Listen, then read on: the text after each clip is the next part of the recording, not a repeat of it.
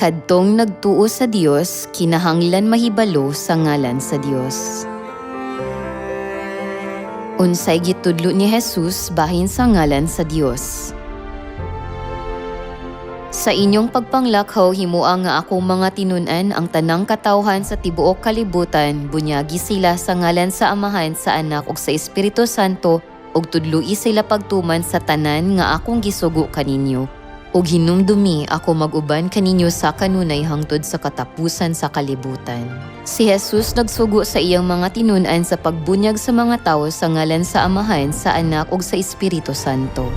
Sa yanong pagkasulti, kini nagpasabot nga ang Dios mogamit sa tulo ka lain-laing mga ngalan hangtod sa katapusan sa panahon.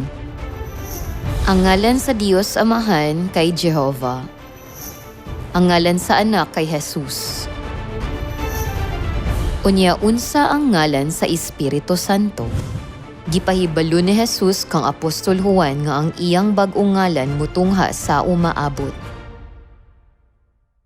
Ang makadaog himuon kong haligi sa templo sa akong Dios, isulat ko usab kaniya ang bag-o kong ngalan. Bag-o kong ngalan mao ang bag-ong ngalan ni Jesus, nga mauusab ang ngalan sa Espiritu Santo.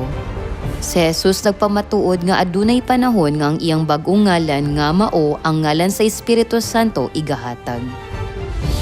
Ang propesiya bahin sa bag-ong ngalan ni Jesus makita usab sa Revelation chapter 2. Alang ni adtong modaog ihatag ko ang pipila sa mga tinago nga mana. Hatagan ko usab ang tagsa-tagsa kanila og puting bato diin gisulat ang bag-ong ngalan nga dili mabasa ni bisan kinsa gawas sa makadawat niini.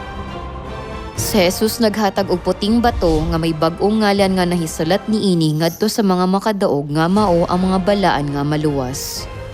Unsa ang girepresentar sa bato dinhi? Paduol kamo sa Ginoo ang buhing bato. Ang bato nagrepresentar kay Jesus nga nianhi sa unod. Busa ang bag-ong ngalan sa bato mao ang bag-ong ngalan ni Jesus. Ang Biblia nagtudlo kanato nga ang mga balaan nga maluwas sa tagan sa bag-ong ngalan ni Jesus.